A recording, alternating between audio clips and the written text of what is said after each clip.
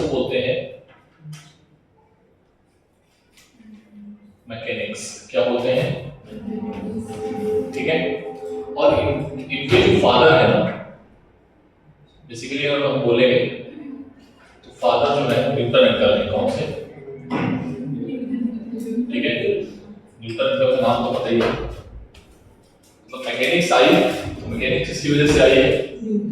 ठीक है, इतना इतना आपको याद रखो, बहुत बड़ा इनका रोल है क्लासिकल मैकेनिक्स में। ठीक है, तो इनको हमें भूलना नहीं है। ठीक है, फादर ऑफ मैकेनिक्स जिसको बोलते हैं क्लासिकल मैकेनिक्स। ठीक है, मैकेनिक्स फिजिक्स में ऐसी चीज है जो कि लाइक आपके घर जब बनता है तो फाउंडेशन बनता है, पिलर बनते हैं, तो वो है जिसका जितना मजबूत होता है फिजिक्स उतनी अच्छी होगी। ठीक है, और वो जो 4 चैप्टर मैंने पढ़ाए, इंटीग्रेशन, डिफरेंशिएशन, लॉगरिथम, जो मैथमेटिकल बेसिक पार्ट था वो हर चैप्टर में कहीं ना कहीं आ जाता है। ठीक है, समझ में आई? तो वो तो आपको पढ़ना ही पढ़ना है। अब ये जो पार्ट है ना, ये हमको बहुत अच्छे से सीखना है, क्योंकि यहाँ पर बच्चे आके 1-2 महीने बाद टूट जाते हैं। मैंने शायद इसकी कहानी भी आपको सुनाई थी जब आपका फाउंडेशन क्लास लिया था। 2-3 महीने बाद बच्चे इसमें क्या है, टूट जाते हैं। ठीक है, लेकिन बस उसमें थोड़ा सा सब्र बना के रखना है। कई चीजें टफ आएंगी, कहीं सिंपल आएंगी, कहीं टफ आएंगी, सिंपल आएंगी, तो चलता रहेगा। Everything is connected. हमें लेक्चर मिस नहीं करना है एनी हाउ। इन केस अगर हम बीमार हो जाते हैं तो आप जाके बाद में देखो। ठीक है, नहीं आ रहा हो बाद में देखो, लेकिन लेक्चर अगर मिस करके आओगे ना, जैसे मैंने कल पढ़ाया और आज आप पढ़ के नहीं आए, तो फिर आपको समझ नहीं आएगा। अभी क्या था कि नया टॉपिक था, डिफरेंशिएशन का कोई रोल नहीं आया लेक्चर में। ठीक है भाई, चलो, लेकिन मैकेनिक्स में ऐसा नहीं होगा। मैकेनिक्स में ऐसा होगा कि 5 दिन बाद जो पहले पढ़ाया था, 5 दिन पहले, मतलब वो भी आ जाके। ठीक है, और होगा ये। ठीक है, सो राइट नाउ मैकेनिक्स है क्या? मैकेनिक्स को लिखो बेटा, it is the branch of physics. It is the branch of physics. It is the branch of physics. It is the branch of physics in which it is the branch of physics in which we will deal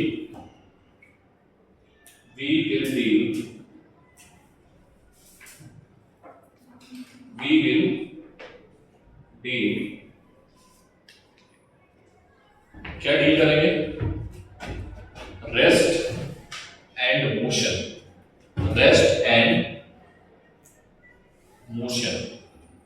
We will deal rest and motion of any object. Of any object. ठीक है, mechanics को 2 part में पढ़ा जाता है। एक होगा kinematics और एक होगा डायनामिक्स। ठीक है, बोलो। और एक होगा स्टैटिक्स। ठीक है, स्टैटिक्स, डायनामिक्स और काइनेमेटिक्स। इसमें ऑब्जेक्ट, बेटा इधर देखो पहले, object will be in rest, will be at rest। ठीक है, इसमें रहेगा। काइनेमेटिक्स में क्या होगा? Object will be in motion, इसमें रहेगा। वही चीज इसके साथ भी है, object will be in motion, इसमें रहेगा। इसमें मोशन का हमें कॉज नहीं बताना है। किसमें? इस वाले में कॉज ऑफ मोशन नहीं बताना है, बट इसमें हमें क्या बताना है? Cause of motion. ठीक है, बताना पड़ेगा। ठीक है, क्लियर है? क्या क्या मिलेगा? Statics, kinematics, dynamics. कितने चैप्टर हैं? दिसंबर लगेगा। ठीक है, प्लेनर में आप समझ सकते हो कितनी बड़ी चीज है ये, है ना। जुलाई, अगस्त, सितंबर, अक्टूबर, नवंबर, दिसंबर, ऑलमोस्ट 6 मंथ चलेगा ये कहानी, यही थी। ठीक है, समझ में आ रही बात। अगर इसमें एक पार्ट हम और मैकेनिक्स का जोड़ दें, जैसे एक पार्ट और भी है मैकेनिक्स का ही है वो, जिसको बोलते हैं सिंपल हार्मोनिक मोशन, SHM। ठीक है, ये भी मैकेनिक्स का ही पार्ट है। ठीक है, बट ये थोड़ा सा एडवांस पार्ट है। ठीक है, ये भी एक तरीके की मोशन है, क्या है, लेकिन ये हम नहीं पढ़ते हैं क्योंकि इसको हम बाद में पढ़ते हैं, मैकेनिक्स में नहीं चलेगा। अगर मान लो आप ड्रॉपर के बच्चे होते हैं ना, ड्रॉपर के मतलब 12th पास आउट होके, तो फिर हम आपको इसी सीक्वेंस से पढ़ाते हैं। ठीक है, क्योंकि आप सारी चीजें पढ़ के आए होते हो, तो फिर हम इसमें इतना थोड़ा एडवांस लेवल डाल के कर सकते थे, बट नहीं कर पाते क्योंकि अभी आप जानते हैं कि ये सारी चीजें नहीं जानते तो ये कहाँ जान पाओगे। ठीक है, अभी आपको फिजिक्स का ABCD भी नहीं पता है, ना ही तो फॉर्मूले पता है, कुछ नहीं पता है, तो आप इसको फिर सीख नहीं पाओगे। ठीक है, इसमें पूरी की पूरी फिजिक्स में मतलब ये लास्ट चैप्टर है आपके 11th कोर्स का CBSE के अकॉर्डिंग। ठीक है, ये ठीक से देखने क्या कहते हैं, ये CBSE का लास्ट चैप्टर होगा। ठीक है, तो इसको हम लास्ट में क्यों पढ़ते हैं उसका भी रीजन है, क्योंकि सारी चीजें खत्म होने के बाद में उस चैप्टर में बहुत सारी चीजें कंक्लूड होती है, एक साथ आती हैं, तभी इसको पढ़ते हैं। ठीक है, फिर से मैकेनिक्स क्या है, रेस्ट और मोशन की बात हम करेंगे, किसी ऑब्जेक्ट की डील करेंगे रेस्ट और मोशन में। अगर रेस्ट में बात कर रहे हैं तो, मोशन में बात कर रहे हैं तो काइनेमेटिक्स कब आएगा, जब कॉज ऑफ मोशन हम नहीं बताने वाले, और कॉज ऑफ मोशन अगर हम बता रहे हैं तो ठीक। तो सबसे पहले स्टार्ट करते हैं यहां से, रेस्ट क्या होता है, क्या होता है, क्योंकि 2 वर्ड आ गए ना, सो मुझे बताओगे व्हाट इज रेस्ट। डेफिनेशन के साथ खेलेंगे हम। What is rest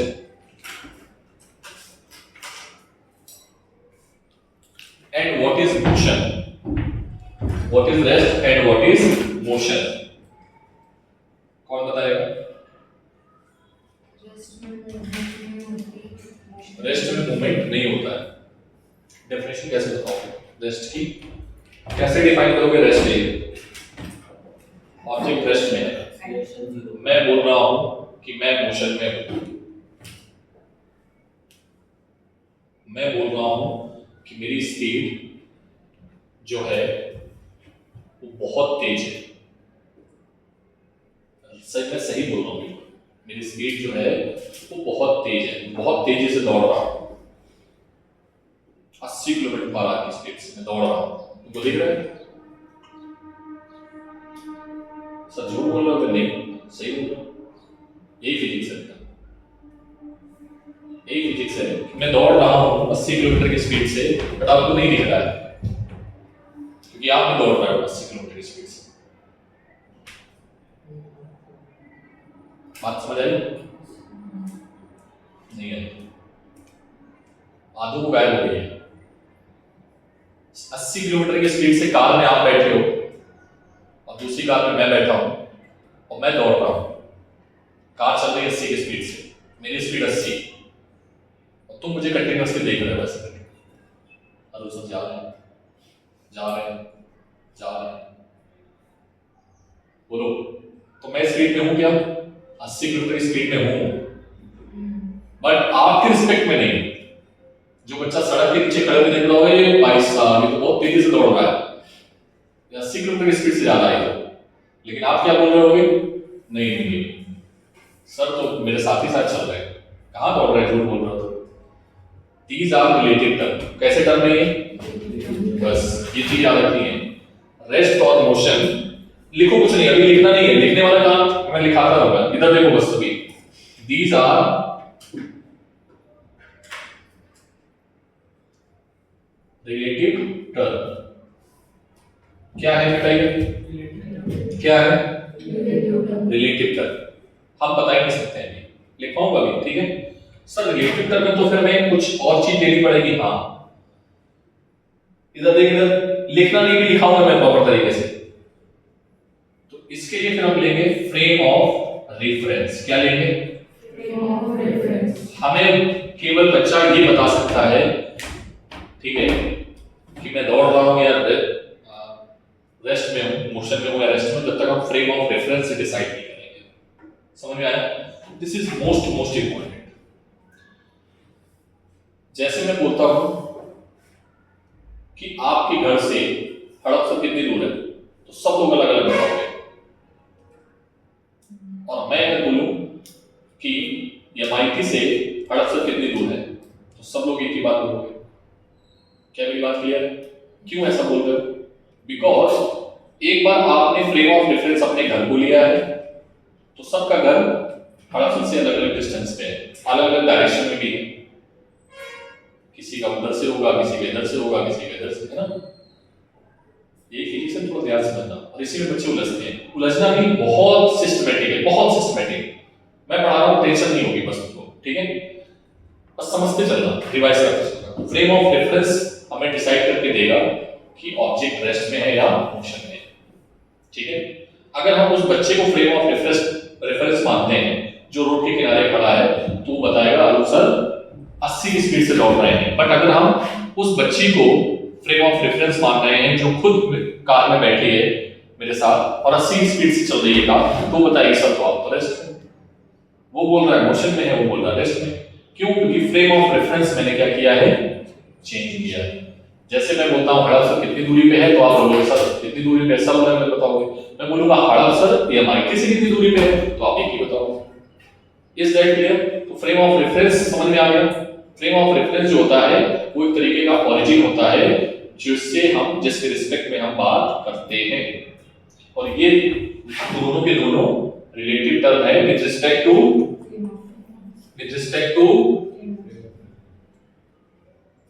frame of reference, ठीक है? तो अब से आप ये नहीं बोल दोगे आप भी मोशन में हो, अर्थ घूम रही है सन के चारों ओर, हम भी घूम रहे हैं, आप भी घूम रहे हैं, जिस स्पीड से अर्थ घूम रही है उस स्पीड से हम घूम रहे हैं, तो हम भी मोशन में हैं, आप भी मोशन में। बट अगर हम बोल रहे हैं हम रेस्ट में हैं, तो तुम्हारे लिए रेस्ट में है, ठीक है? बात समझ में आ रही? डायरेक्शन भी चेंज हो रही है। मैं बोल रहा हूं कि मैं इधर की ओर, ध्यान समझना, मैं इस डायरेक्शन में तुम्हारी तरफ 80 किलोमीटर पर आवर की स्पीड से दौड़ रहा हूं। क्या मैं दौड़ रहा हूं? बोलो बोलो, दौड़ रहा हूं? नहीं ना, मैं तो खड़ा हूं।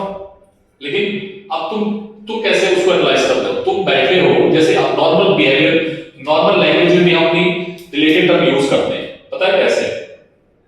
आप लोग यूज करते हो बट आप फिजिक्स को नहीं उसमें समझते हो। जैसे आप कहीं पर भी ट्रैवल कर रहे हो ट्रेन से, ठीक है?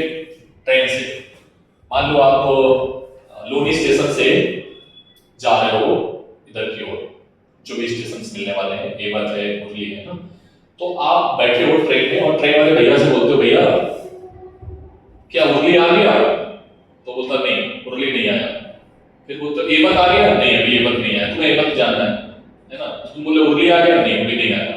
एवत आ गया? अभी नहीं आया। लैंग्वेज यही यूज करते हो, है ना? क्या मुरली और एवत तुम्हारे पास चल के आ रहा है? तो वही है, यू आर, अपने आप को तुम रेस्ट में मान लेते हो, तुम बोल रहे हो वो आ रहा है, मतलब आप जा रहे हो इधर की ओर, वो आ रहा है इधर की ओर, बट एक्चुअल में आप जा रहे हो। आपने कहां पर अपने आप को बिठा दिया है? एवत में। और आप देख रहे हो ट्रेन आ रही है, आ रही है, आ रही है, आ रही है, एवत आ रहा है, आ रहा है, आ रहा है, चला गया एवत, ठीक है? मुरली आ रहा है, मुरली आ रहा है, मुरली से निकल गया। ऐसे बोलते हो ना? अरे हाँ ना, बोलो भाई, ऐसे ही बोलते हो। तो we are using physics language with reference of frame of reference, ठीक है? कोई चीज मूव नहीं कर रही होती without any kind of frame of reference. क्या ये बात क्लियर है? तो अगर हम उधर 80 की स्पीड से दौड़ रहे हैं बट आप क्या देख रहे हो? अरुण सर खड़े हैं, इट मींस कि आप जिस ऑब्जेक्ट पे बैठे हो वो 80 की स्पीड से मेरी तरफ आ रहा है। Are you getting my point? मतलब आप जिस जगह पर बैठे हो वो 80 की स्पीड से आ रहा है। नहीं समझे? अरे अभी उर्ली वाला एग्जांपल दिया मैंने तुझे कि उर्ली आ रहा है, उर्ली थोड़ी देर आ रहा है, तुम तुम जा रहे हो उधर, डायरेक्शन तुमने अपोजिट कर दी ना, यस और नो? अरे हाँ ना बोलो पहले, पक्का? अब इसी में नॉर्थ साउथ ईस्ट वेस्ट कर लेंगे, इसी में हम खेल लेंगे और नॉर्थ साउथ ईस्ट वेस्ट, ठीक है? नॉर्थ साउथ ईस्ट वेस्ट देखो का क्या होता है, ये क्या है? ईस्ट, ये क्या है? ये क्या है? ये क्या है? ठीक सर, ध्यान से देखना, ये क्या है? ईस्ट, ये क्या है? Okay, east west north south, दो डायरेक्शन बची, अप डाउन, क्या बची? तो ये हो गया अप, क्रॉस क्या हो गया? इनसाइड और डाउन, ठीक है? तो ये हो गया डाउन नीचे की ओर, और ये हो गया अप। इसमें कैसा मानोगे? पॉजिटिव, और इसको क्या मानोगे? शायद मैंने वेक्टर में बताया था, ठीक है? बोलो, ऊपर की ओर, नीचे की ओर, ठीक है? पक्का? बोल दो, समझ आई बात? कोई दिक्कत नहीं है? पक्का? ठीक है, समझ लेना, क्योंकि क्वेश्चन में 3D के बनाऊंगा नीट वाले, ठीक है? ये दिक्कत नहीं है यहाँ पर किसी को, रेस्ट और मोशन में भी कोई दिक्कत नहीं है, फ्रेम ऑफ रेफरेंस में भी दिक्कत नहीं है, सारे डेफिनेशन एक एक करके लिखो, तेजी में write down. Rest and motion बाद में चार्ट बना लेना, बाद में, पहले रेस्ट की डेफिनेशन लिखो, rest and motion both are relative term, both are relative term with respect to frame of reference, with respect to frame of reference,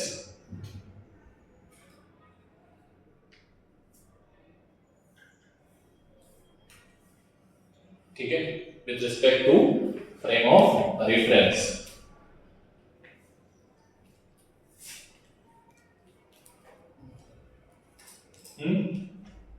bro, now you can draw everything,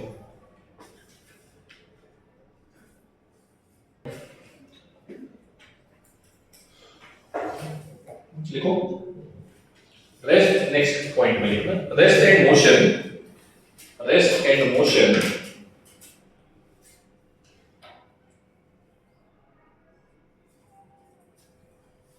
always define frame of reference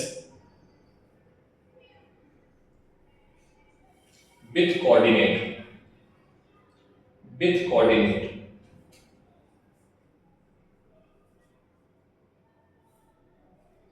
with coordinate,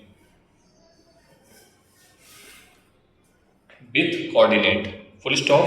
If any of them, if any of them, bracket में coordinate, if any of them मतलब coordinate changes, ठीक है? then body is said to be in motion, then body is said to be in motion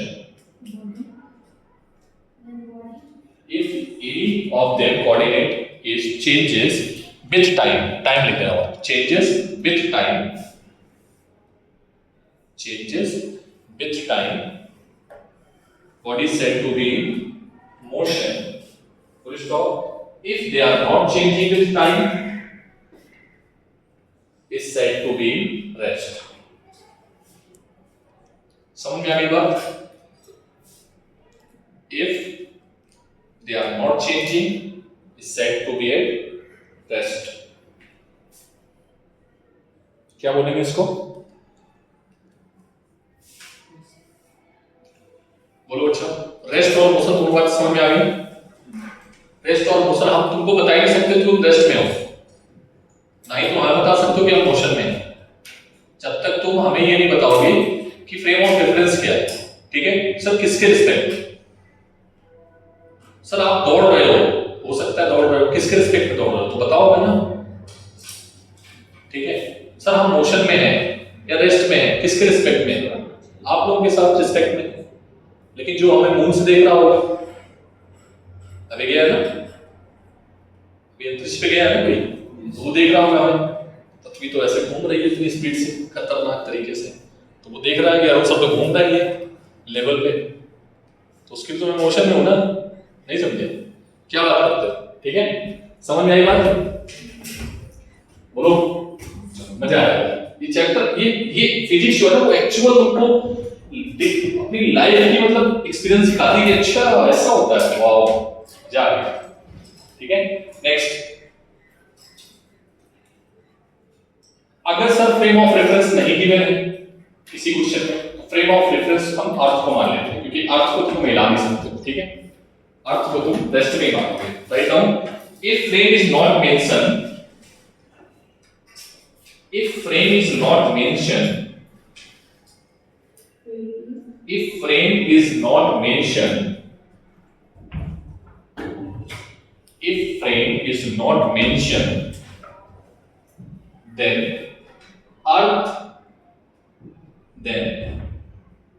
ground या earth is taken as frame of reference. ठीक है,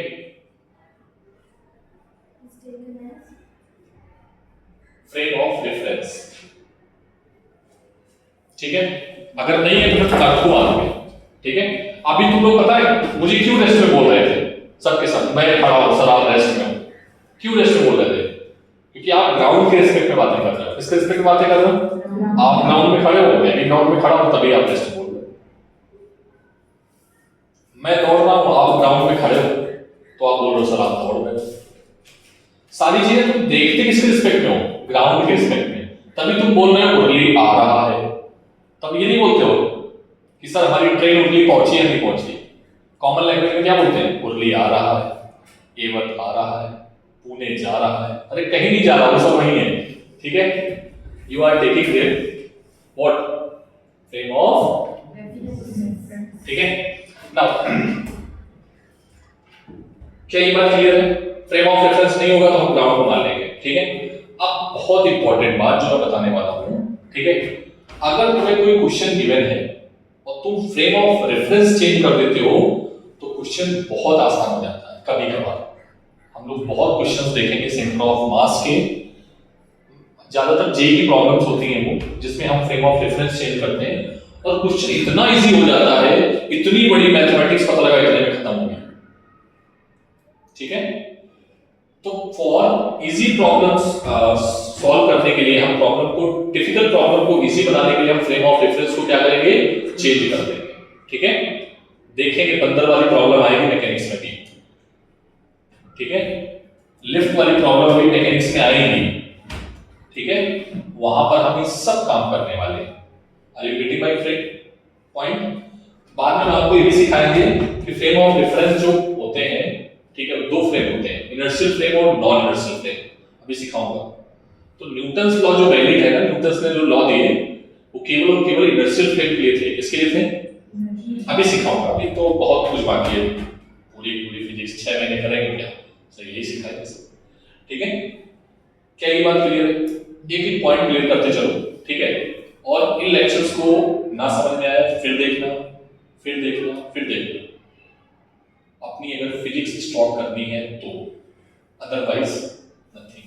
ठीक है, एक चीज मैं बता देता हूं, ये जो मैकेनिक्स है ना, ये मैकेनिक्स इतनी डरावनी है कि बच्चा कितना भी मैकेनिक्स पढ़ ले, 6 महीने पढ़ लेगा, फिर 1 साल और पढ़ लेगा, फिर 2 साल पढ़ लेगा, लेकिन ये समंदर है। ये क्या है? कभी भी कॉन्फिडेंस नहीं आएगा, कभी भी कॉन्फिडेंस मैकेनिक्स में नहीं आएगा कि सर हमें मैकेनिक्स आती है, सर आपको भी आती है, नहीं आती है। बहुत सारे क्वेश्चंस रहते हैं जहां पर हम भी अटकते हैं। ठीक है, बहुत सारे क्वेश्चंस होंगे जहां मैकेनिक्स आती है सबको, और यही मैकेनिक्स जब घुसती है हमारी फिजिक्स में, मतलब 8 चैप्टर के बाद, तो वो उसको और खतरनाक बना देती है। समझ में आई बात?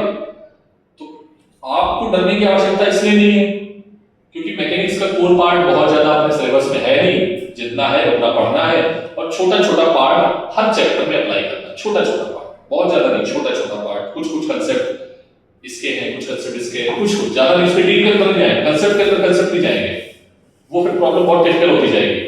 छोटे छोटे कंसेप्ट उठा के इस चैप्टर के उसमें घुसाएंगे, इस चैप्टर के उसमें घुसाएंगे, फिर मिक्स करके क्वेश्चन बना के तुमको दे देंगे और फिर कहेंगे बताओ इसका आंसर क्या होगा।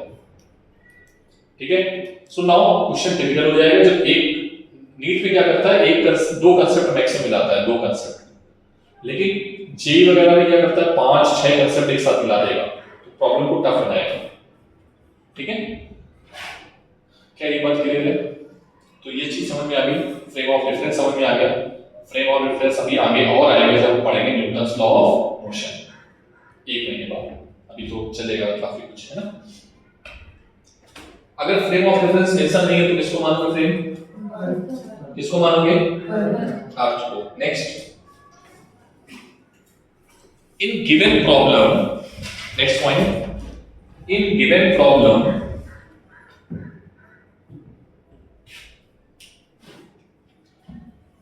ठीक है, मैं हिंदी बता रहा हूं, आप चाहो तो अंग्रेजी, मैं अपनी लैंग्वेज बता रहा हूं, ओके लैंग्वेज ले सकते हो। ठीक है, अगर कोई प्रॉब्लम गिवन है और हम फ्रेम ऑफ रेफरेंस को चेंज करेंगे तो प्रॉब्लम हमारी इजी हो सकती है। ये भी लिखो, इन गिवन प्रॉब्लम, अंग्रेजी में लिखा है इसको, अपनी लैंग्वेज में लिखो, मराठी में, अंग्रेजी में क्यों? अरे फिजिक्स पढ़ रहा हूं, अंग्रेजी थोड़ा पढ़ रहा हूं कि अंग्रेजी में ट्रांसलेट करके लिखो, this given problem will be easy if frame of reference will be changed. ऐसे मत लिखो, अपनी लैंग्वेज में लिखो, जब पढ़ोगे ना तो एक लेटर में खत्म हो जाएगा। ठीक है,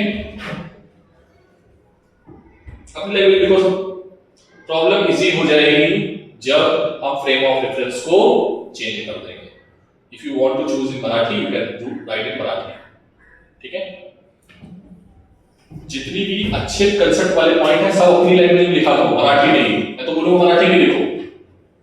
ठीक है, सर फिजिक्स पढ़ा रहा है, सर तुमको मराठी नहीं सिखा रहे हैं, सर तुमको हिंदी नहीं सिखा रहे हैं, सर तुमको इंग्लिश नहीं सिखा रहे हैं, सर क्या सिखा रहे हैं, बस। ठीक है, और फिजिक्स की भाषा पूरे प्लेनेट में एक ही है, पूरे प्लेनेट में एक ही है, वो कभी चेंज नहीं होती। ठीक है, नाउ नेक्स्ट,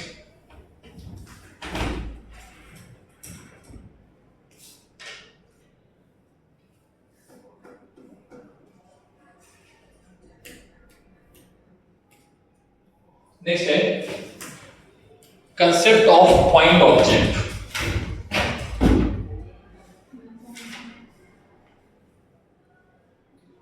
पॉइंट ऑब्जेक्ट,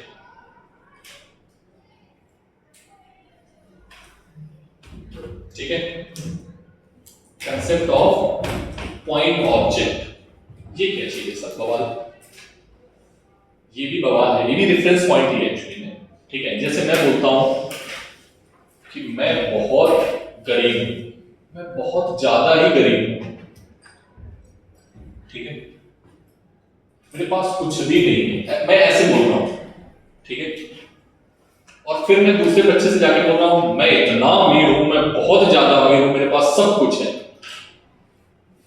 और मैं दोनों जगह सही हूं, मैं दोनों जगह सही हूं। आप मेरी बात मानोगे? पहले तो बताओ, बोलो पहले तो बताओ, मानोगे या नहीं मानोगे? देखो फिजिक्स पढ़ रहा हूं अभी, तो मैं वही सारी डे टू डे लाइफ की चीजें सिखा रहा हूं। मैं क्लास में जाके बोल रहा हूं मैं बहुत अमीर हूं, मैं बहुत सब कुछ कर सकता हूं, मेरे पास सब कुछ है। ठीक है, फिर मैं एक जगह बोल रहा हूं मैं बहुत गरीब हूं, मेरे पास कुछ भी नहीं है, तो सर ये बोल रहे हैं क्या सही बोल रहे हैं? मैं अगर बोलता हूं कि तुम लोग बहुत बुरे इंसान हो,